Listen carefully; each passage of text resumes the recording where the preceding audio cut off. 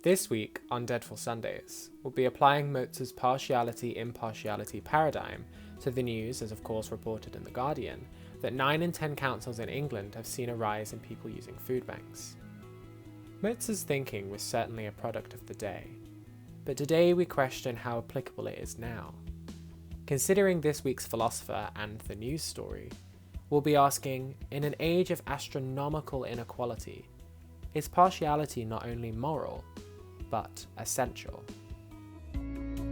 The Guardian has reported that, quote, a rise in the use of food banks and an increase in family disputes requiring mediation has been seen across most of England, according to new research that uncovers the pressures on families during the COVID crisis, end quote. Many people, therefore, who were already close to the poverty line have clearly been pushed over it. The article goes on to say that, quote, most local councils in England have also reported increased numbers of people needing help for homelessness, with warnings that many poorer households will face disaster unless emergency support is extended well beyond the pandemic, end quote. This disaster comes with further troubling statistics, such as more than 9 in 10 district councils, which represent cities, towns and urban areas across England, have reported an increase in food bank use in the last year. 2/3 reported an increase in mediations in family breakdowns, end quote. Inequality in the UK is continuing to rise, but alarmingly now at an even higher rate. More people are under greater socioeconomic pressures than ever before, and our welfare framework is fatally struggling after more than a decade of austerity-driven cuts.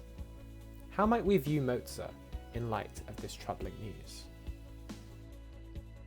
Mozart said that, quote, if we wish to distinguish those in the world who hate and steal from other people, do we refer to them as impartial or partial? We clearly must call them partial. And so it is those who are partial in their dealings with others who are the real cause of all the great harms in the world, end quote. He is, therefore, posing that we should not be partial. We should not treat people differently, for that itself is constitutive of a harm. He expands further, saying that, and here I quote at length, quote, if people regarded other people's states in the same way that they regard their own, who then would incite their own state to attack that of another? For one would do for others as one would do for oneself. If people regarded other people's cities in the same way that they regard their own, who then would incite their own city to attack that of another? For one would do for others as one would do for oneself. If people regarded other people's families in the same way that they regard their own, who would incite their own family to attack that of another? For one would do for others as one would do for oneself. And so, if states and cities do not attack one another, and families do not wreak havoc upon and steal from one another, would this be a harm to the world or a benefit? Of course, one must say it is a benefit to the world, end quote.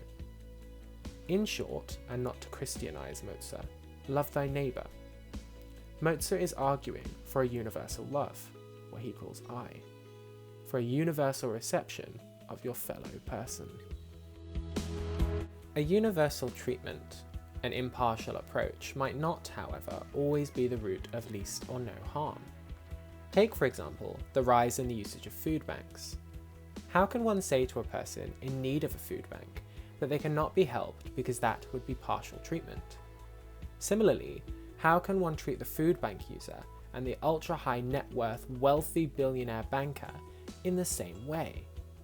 Clearly, when it comes to inequality, impartiality is either cruel and/or absurd.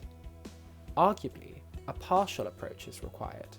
When it comes to poverty, when it comes to inequality, and a whole host of other things, an equitable outlook is necessary.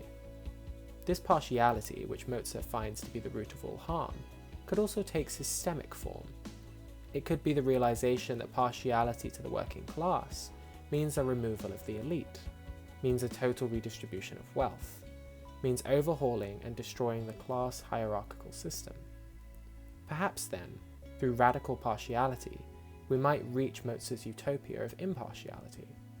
But we cannot pose that the latter is applicable to our current, vastly unequal context. This marks the end of the 23rd episode of Deadful Sundays. We hope you enjoyed it, and that we'll see you again next week for our final episode of this series.